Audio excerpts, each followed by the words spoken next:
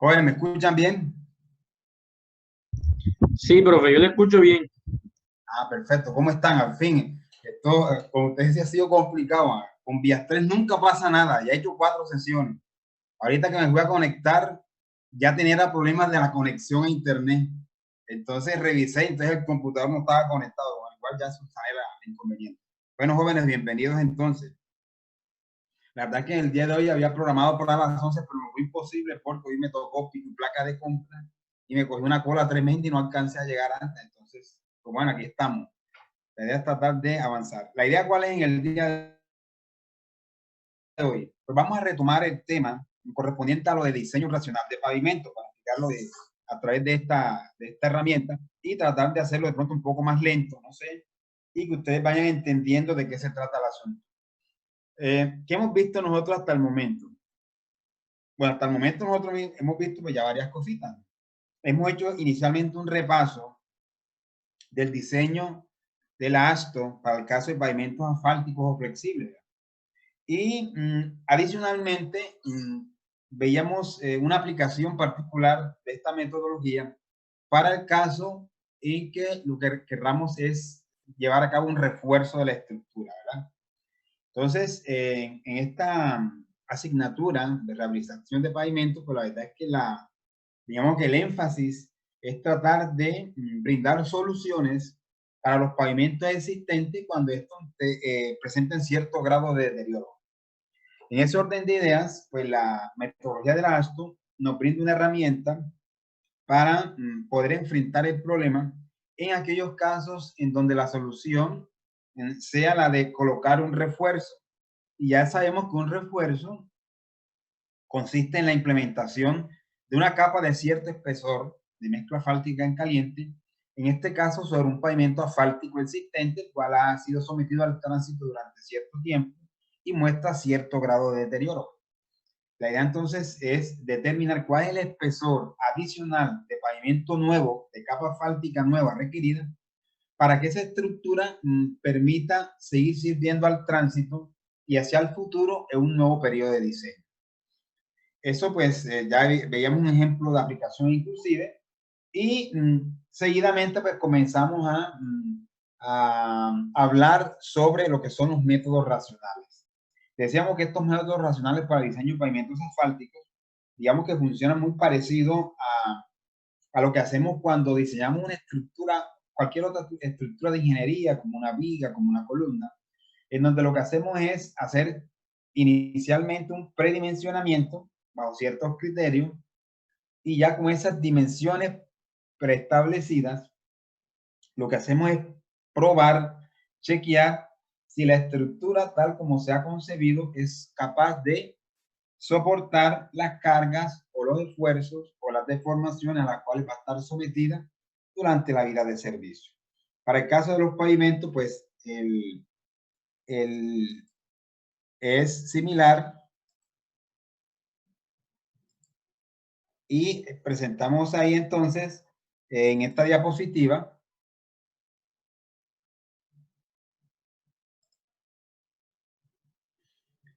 ya en esta primera presentación, ahí se muestra un esquema, ¿verdad? Un esquema que es una especie de modelo físico que representa un pavimento, en este caso un pavimento asfáltico o flexible, primera, segunda, 3 capas, lo tradicional es una estructura de este tipo, capas asfálticas, bases, que podrían ser granulares, y subbases granulares. Y entonces lo que hacemos es colocar sobre esta estructura unas cargas que representan las cargas del tránsito. Una de las maneras de enfrentar el problema es representando el tránsito en términos de un número de repeticiones determinados de un eje estándar de referencia, que es lo que usualmente hacemos para enfrentar el diseño de los pavimentos asfálticos. Para el caso del diseño racional, es posible que lo hagamos de esa forma, o es posible inclusive que se puede enfrentar el problema a través de la representación del tránsito en espectros de carga de forma similar a como lo hacemos con el método de la PCA para el diseño de pavimentos rígidos. Para este curso vamos a hacerlo como tradicionalmente se ha hecho, y es representando el tránsito a través de un eje estándar de referencia y evaluando o determinando hacia el futuro, durante la vida del servicio, cuál sería el número estimado de repeticiones de ese eje que se esperan crucen esa estructura. Entonces, lo que hacemos es, tomamos una parte de ese eje, en uno de los extremos, cosa que ya hemos repetido varias veces, pero lo que hacemos es que ese eje nos interesa evaluar lo que sucede o lo que genera uno de los extremos, teniendo en cuenta que de acuerdo con la lejanía relativa existente de las llantas, de los extremos, el extremo izquierdo y el extremo derecho, pues es tan lejos comparado con los espesores de la estructura que ellos no ejercen influencia, no hay una incidencia. Por ejemplo, si estamos analizando lo que sucede bajo la llanta o la parte izquierda del eje, pues los esfuerzos de formación generados por esa llanta, por ese conjunto de llantas, pues prácticamente no tiene incidencia para ese estado de esfuerzo de formaciones la presencia de la llanta o del conjunto de llantas más alejada. Por lo tanto, hacemos es un análisis de uno de los extremos, tomando entonces, asumiendo que las cargas se reparten de forma proporcional, mitad del lado izquierdo, mitad del lado derecho, y que esa carga en cada extremo se reparte por igual entre el número de llantas que existe. Muy bien. Entonces, ¿qué es lo que debemos considerar para el caso del diseño racional? Pues los parámetros a considerar se muestran en esta diapositiva. Básicamente, determinación de la variable tránsito, cosa que ya ustedes saben hacer y se hace tal como ya lo hemos hecho en el curso de vías 3 y como se ha hecho para el caso de diseño de pavimento por métodos empíricos como el de la ASTO o métodos como el de la CHEL, el Instituto de la Falta, que consiste en estimar el número de ejes estándar equivalentes esperados en el carril de diseño durante el periodo de diseño. Determinación de la variable clima. Esta parte, pues, se refiere en nuestro medio, aquí en Colombia, en estos países tropicales, básicamente a la injerencia que ejercen variables climáticas tales como los cambios de temperatura o los picos máximos de temperatura o temperaturas características de la zona de proyecto, así como las condiciones de humedad características o críticas en la zona de proyecto. Humedad que puede estar referida al caso de escorrentías superficiales o a la presencia de niveles freáticos o niveles subsuperficiales. Bien, otro aspecto de considerar la metodología es que los materiales deben ser caracterizados de forma dinámica en lo posible. Entonces existen unas características dinámicas de los materiales, las cuales permiten representar la calidad y desempeño esperado de los mismos durante la vida de servicio. Determinación del modelo estructural. Esto del modelo estructural podemos entenderlo precisamente como lo que está ahí en ese esquema. Es modelar la estructura considerando unos espesores de las diferentes capas. Pero si lo que queremos encontrar son precisamente esos espesores, debemos entender que es como un proceso de tanteo. Lo mismo que hacemos en estructura. Suponemos unas dimensiones con unas características de esos materiales y hacemos el análisis estructural. En este caso hacemos el análisis estructural generado por las cargas de tránsito, lo cual nos va a permitir determinar unas deformaciones unitarias, unas deflexiones o unos esfuerzos ubicados en ciertos puntos críticos o característicos del pavimento que son de interés para poderlos comparar, ya sea con unas deformaciones unitarias, con unos esfuerzos o unas deflexiones admisibles. Entonces, en eso consiste establecer ese modelo estructural en donde además de los espesores hay que darle una característica a cada capa, características relacionadas con los módulos resilientes o módulos dinámicos y con otro parámetro importante que es la relación de Poisson. Ya con esas características, con los espesores, módulos resilientes o módulos dinámicos, relación de Poisson y la carga representada a través de las dos llantas, o sea, dos cargas generadas a través de dos áreas circulares, con las características que se mostrarán más adelante. Ya con esos elementos es posible, pues haciendo uso de algunos programas, que eso ya hacerlo casi manual o a pedal, que es muy complicado, Ya existen muchos programas que me permiten determinar precisamente, calcular todos esos elementos que hemos comentado, sean deflexiones, sean esfuerzos o sean deformaciones unitarias en puntos característicos de la estructura. El paso siguiente después de hacer eso es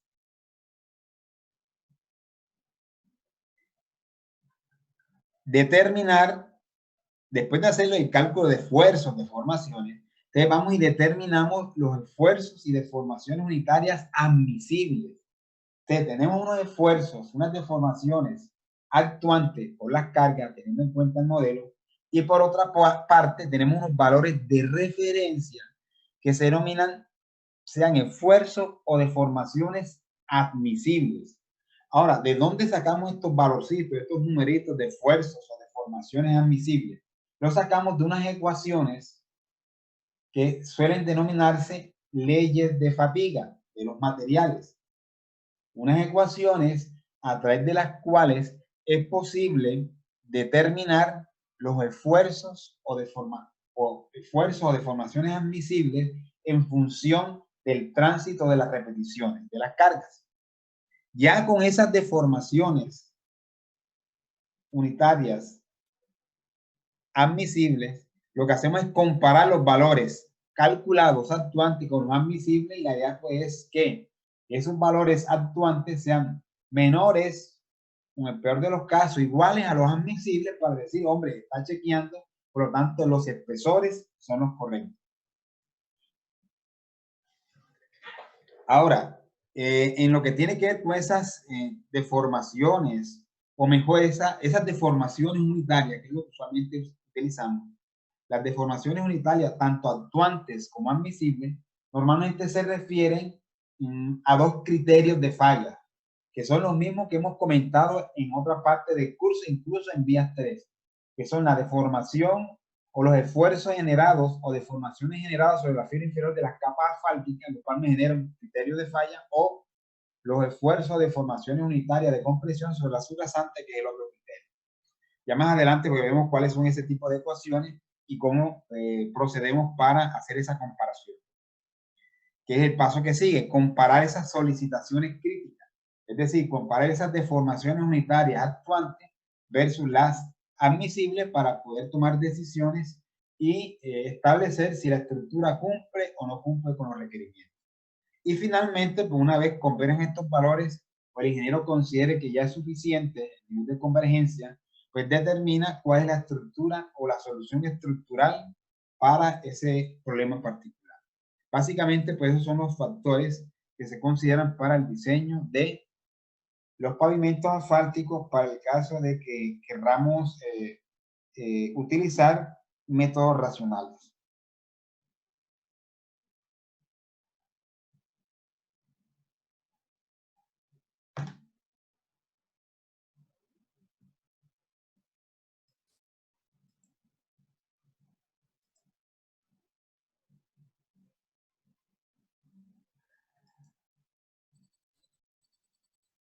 ¿Cómo va la cosa? ¿Bien? ¿Se escucha bien? Sí, profe, se escucha bien. Profesor. Sí, todo bien. Okay. Bien, profe, bien, bien. Sí, profe.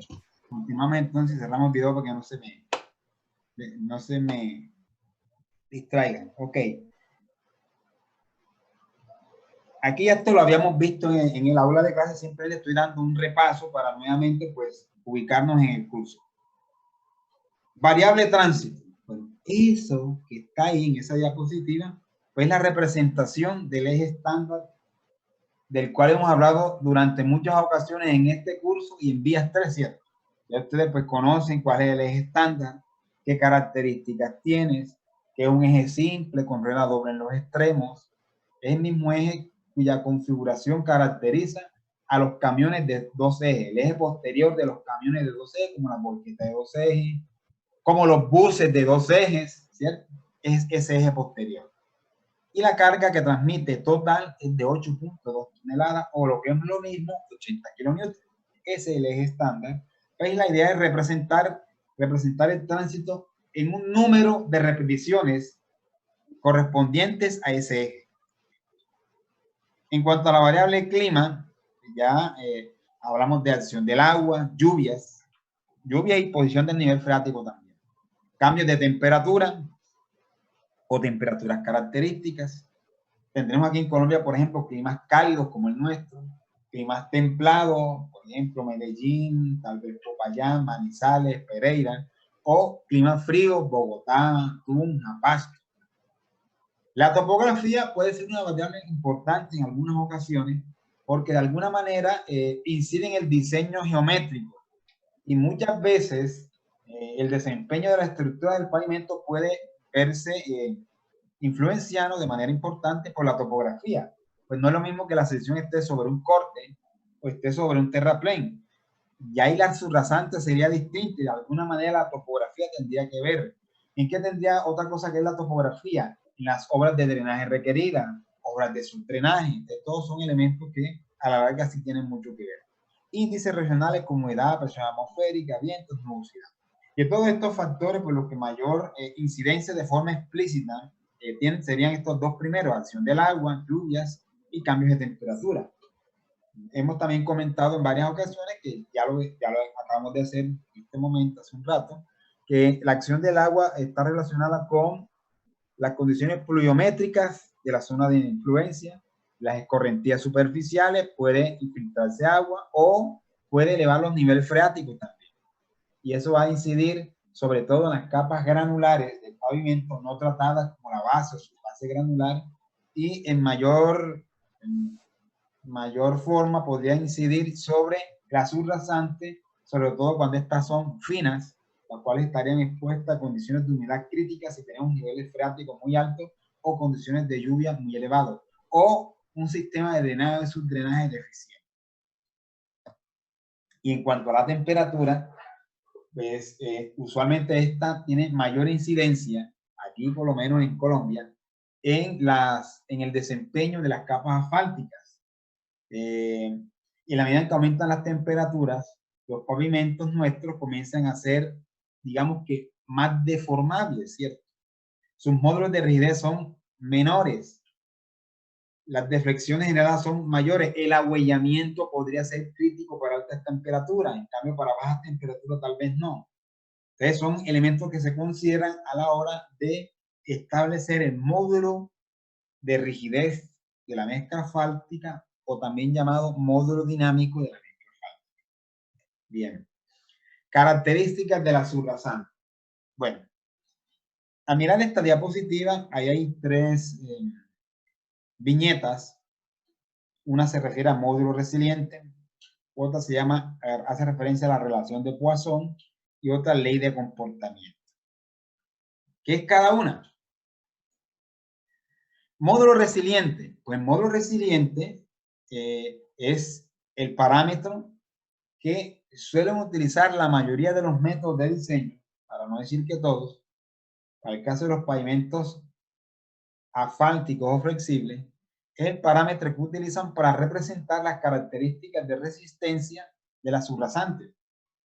Que ese módulo resiliente, lo ideal, mirándolo del módulo resiliente, lo ideal es determinarlo a través de ensayo triaxial dinámico, un tipo especial, de relaciones empíricas o de otras referencias como el método de Lazo.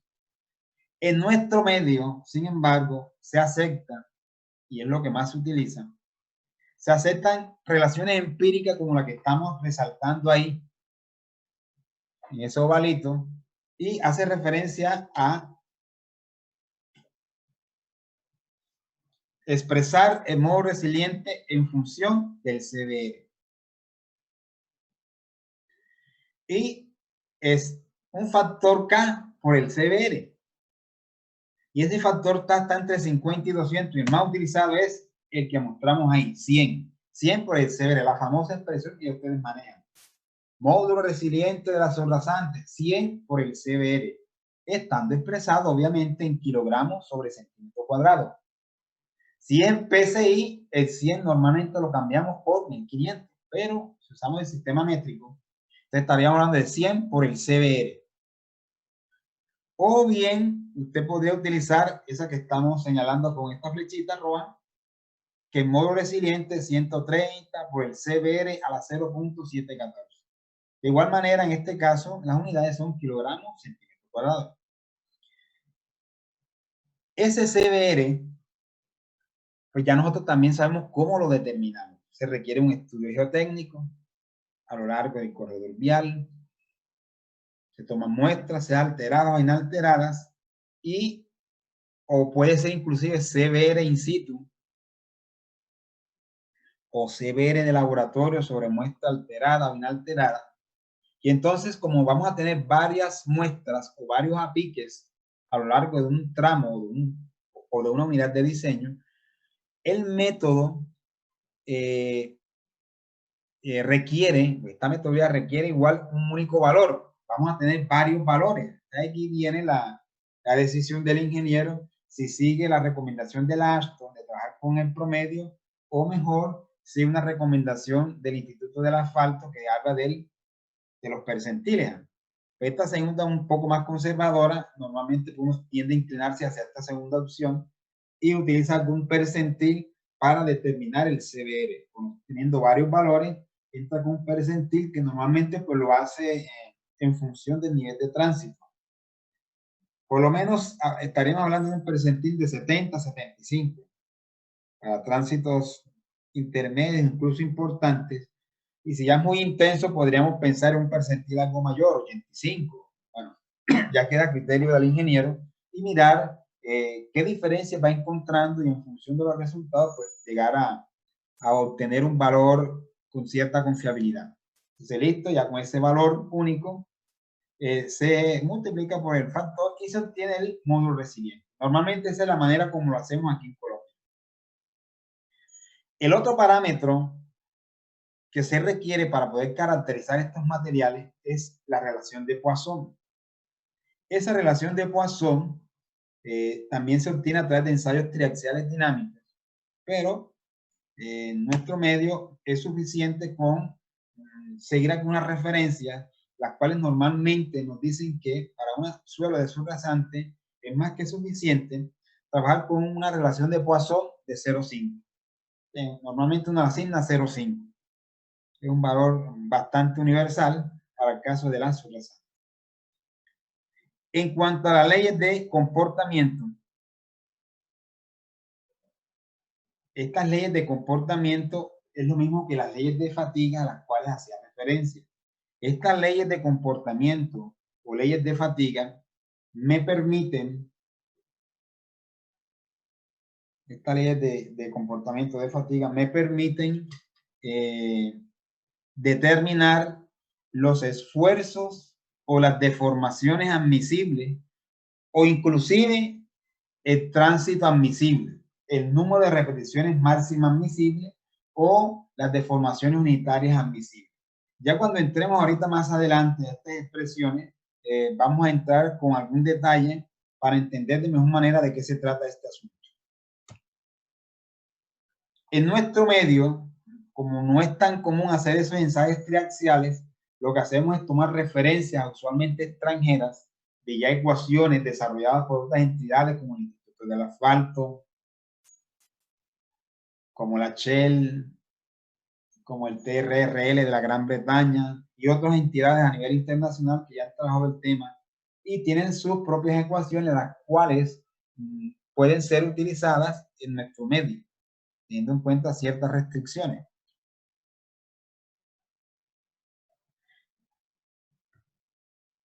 Bueno, eso que presentamos aquí es un esquema, un ensayo de módulo resiliente. Pues el módulo resiliente se expresa las mismas unidades que el módulo de elasticidad. Digamos que la gran diferencia pues está en la forma como se ensaya el espécimen. Para el módulo de elasticidad son cargas prácticamente estáticas o cuasi estáticas, y para el caso de módulo resiliente las cargas son de tipo dinámico, van cambiando en el tiempo.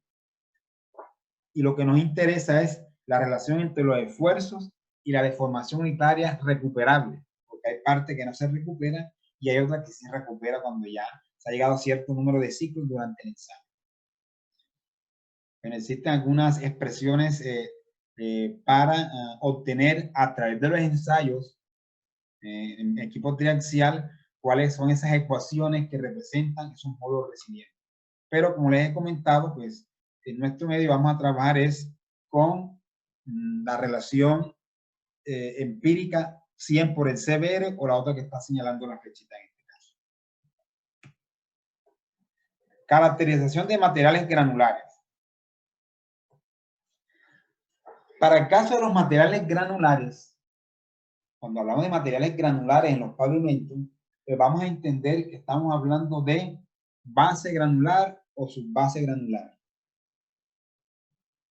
Bien. Nos interesa caracterizar estos materiales a través de su módulo resiliente y de la relación de Poisson. Empecemos por la relación de Poisson. La relación de Poisson, pues normalmente lo que hacemos es utilizar unos valores de referencia, los cuales son bastante confiables. Y son los que estoy mostrando ahí. Para el caso de la base granular, normalmente se trabaja con una relación de Poisson de 0,40. Y para la subbase granular con 0,45. Casi que independiente de la calidad de la base o la subbase. 0,40 y 0,45, entre otras cosas porque digamos que las respuestas finales no son tan sensibles a los cambios en estos parámetros, en lo que tiene que ver con la relación de Poisson. Por lo tanto, trabajar para la base granular con 0,40, para la subbase con 0,45 es suficiente.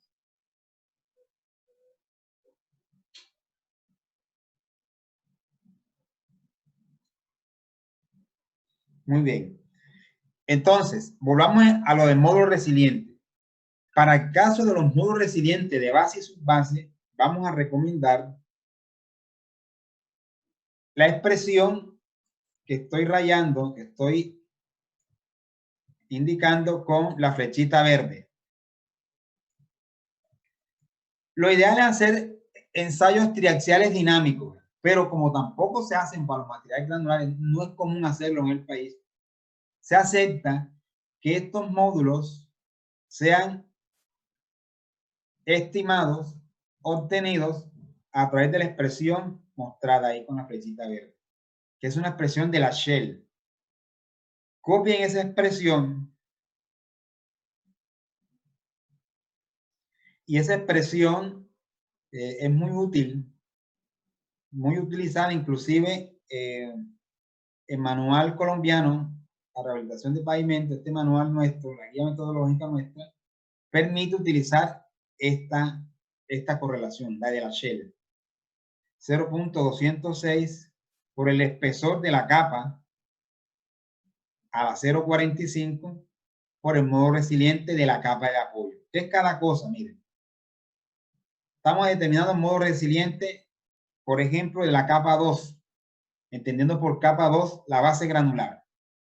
Entonces, el modo resiliente de la base granular será igual a 0.206 por el espesor de la base granular, o sea, el espesor del material cuyo módulo queremos obtener a la 0.45 por el módulo resiliente de la capa 3, que sería el de la de apoyo, o sea, en este caso de la subbase. Entonces, si yo quiero determinar a través de esta ecuación de la Shell el módulo resiliente de la base granular, simplemente aplico la expresión y el espesor corresponde al espesor de la base granular, pero tiene que estar expresado en milímetros.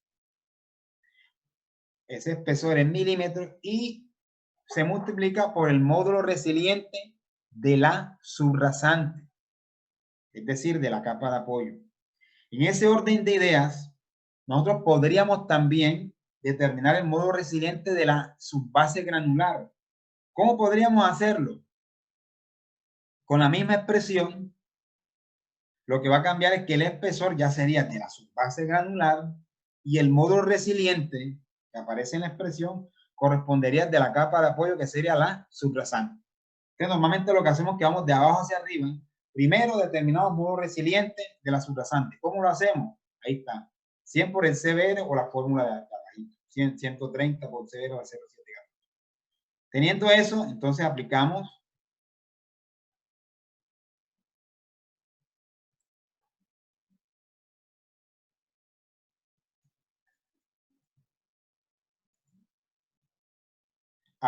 la expresión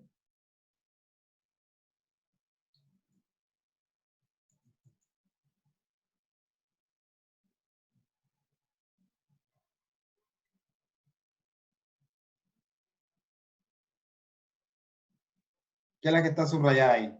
En esta otra diapositiva se muestra ya en un circulito rojo la expresión de la Shell. Ahí es claro que el H es milímetros y pues, es muy utilizada, como les digo, para estimar los módulos resilientes de las capas granulares.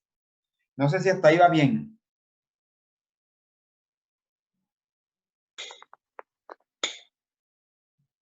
¿Cómo vamos? Vamos bien. Bien, profe. Bien, profesor. Sí, sí, bien. Ya aquí estamos haciendo un repaso. Ya después hacemos un ejercicio de aplicación. Profe, la presentación usted la va a mandar. Ya Sí, la sí, claro, mandó. claro. Es más, yo creo que esta presentación ya se las mandé ya. Sí, Está sí, en ya el... está. Sí, ya está en la plataforma. Ya ustedes en la plataforma de la universidad tienen ya unos documentos. Entre esos, Sí. si no estoy mal, ya yo les mandé esta presentación.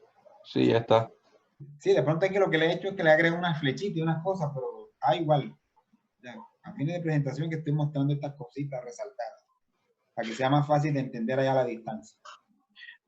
Bien, Profe, ¿cuánto falta Diga. ya para que se termine la primera? faltan como 5 minutos. Listo, para que esté pendiente.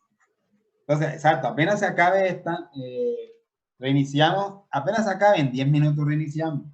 O sea, estamos hablando de 2:35, a las 2:50 reiniciamos entonces. Y ahora envío enseguida la contraseña. El ID y la contraseña, bueno, la contraseña va a ser la misma, 229149, no la voy a cambiar. Lo que sí va a cambiar es el ID. Ok. Bueno, jóvenes. Y en cuanto a la caracterización de las mezclas asfálticas, también nos interesan módulo dinámico, relación de Poisson y en este caso sí, ley de fatiga. Miren una cosa, para el caso de los granulares no señalamos las leyes de comportamiento. Usualmente, tradicionalmente, pues, no se tienen en cuenta las leyes de comportamiento de los materiales intermedios de base y subbase. Y lo que digamos, se exige es que durante el proceso constructivo se cumplan con las especificaciones en cuanto a la calidad de esos materiales, etc. ¿Ya? Entonces, para el caso de los materiales granulares intermedios de base y subbase, solamente evaluamos módulos resilientes y relación de Poisson. En cambio, para subrasante, sí se necesitaban los tres, ¿verdad? Módulo resiliente, relación de Poisson y ley de comportamiento. ¿Ya bien? A los intermedios no. Y para las mezclas asfálticas también se utilizan los tres factores. Módulo dinámico, relación de Poisson, ley de fatiga. Entonces, módulo dinámico. Los módulos dinámicos, pues, se pueden determinar, lo ideal es hacerlo en ensayos dinámicos, pero usualmente, pues, no es tan frecuente en Colombia, en muchos países, no hay tanta abundancia de equipos, y se suele aceptar que estos también sean obtenidos de forma indirecta a través de metodologías conocidas como la metodología de la Shell o de otras referencias. ¿Ya? Metodología de la Shell, de hecho, nosotros en nuestro curso de vías 3, cuando vimos método de la Shell, dentro de la metodología hay una manera de determinar precisamente el módulo dinámico de la mezcla asfáltica, conociendo parámetros básicos de la mezcla, tales como, por ejemplo, para el caso de los cementos asfálticos o del asfalto, conocer el índice de penetración a 25 grados centígrados y el índice de penetración a dos temperaturas diferentes. Con eso podemos obtener el T800, el índice de penetración. Conocer la temperatura característica de la zona de proyecto. Estimar la temperatura esperada en la mezcla. De esa manera obtenemos, a través de uno de los ábacos de la Shell, el módulo de rigidez del cemento asfáltico. Y con ese módulo de rigidez del cemento asfáltico y conociendo la dosificación de la mezcla asfáltica a través del método Marshall, es posible a través de otro abaco que ofrece el método de la Shell estimar el módulo de rigidez de la mezcla o módulo dinámico, que es lo mismo. Esa es la metodología de la Shell o de otras referencias, asignar un valor. En cuanto a la relación de Poisson, casi siempre trabajamos con 0.35, el valor universal utilizado para el caso de las mezclas asfálticas. Y en cuanto a las leyes de fatiga, lo ideal es ensayos dinámicos o a través de referencias extranjeras, las cuales veremos ya más adelante. Más adelante vamos a ver esas referencias de algunas entidades extranjeras. Aquí simplemente observamos una de las maneras de determinar módulos dinámicos pues, de especímenes, en este caso ensayo de tracción indirecta, una curva maestra donde se observa la incidencia que tiene la temperatura con respecto al módulo dinámico. Fíjense que en la medida en que aumenta la temperatura, ese módulo disminuye, es lo que nosotros ya sabemos. Y esta es una representación típica de una ley de fatiga, en escala logarítmica en ambos casos. En las abscisas tenemos n repeticiones de eje estándar y en las ordenadas tenemos sean deformaciones unitarias o esfuerzos. Quiero comentarles que cuando hablamos de leyes de fatiga, normalmente las leyes disponibles relacionan tránsito con deformación unitaria, casi nunca con esfuerzo. Entonces vamos a hacerle de ahora en adelante énfasis y a la determinación y la evaluación de las deformaciones unitarias en los puntos característicos y del tránsito de diseño. Y con esas dos variables es posible determinar las leyes de fatiga, sea determinar deformaciones admisibles en función del tránsito de diseño, o sea, determinar el tránsito admisible en función de las deformaciones actuantes. Cualquiera de los dos caminos es válido. Cuando veamos las ecuaciones nos vamos a dar cuenta cuál es la razón de ser de esta situación, que se puede ver de izquierda a derecha o de derecha a izquierda. Aquí está un resumen de las relaciones de Poisson. Concreto asfáltico 0.35, base 0.40, la subbase 0.45, base estabilizada con cemento 0.35, suelo cal 0.35, concreto 0.12, subrasante 0.45, normalmente 0.50. Son los valores típicos. Los valores típicos serían subrasante 0.50, subbase granular 0.45, base granular 0.40, concreto asfáltico 0.35. Van de 0.05 en 0.05 hacia arriba. 0.5, 0.45, 0.40, 0.35. Esos son los valores típicos utilizados. Y este que está acá, que es el modelo estructural. Ya esto es un modelo estructural. Se supone con un predimensionamiento. Y en este modelo se presentan, fíjense, las cargas.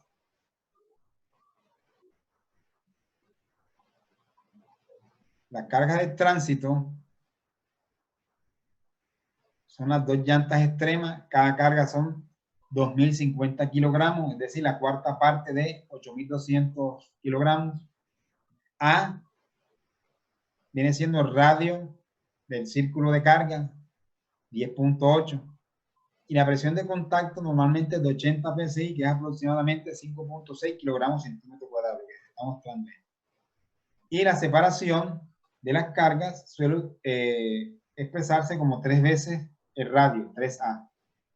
O puede que se fije un valor único, que ya depende del criterio del ingeniero.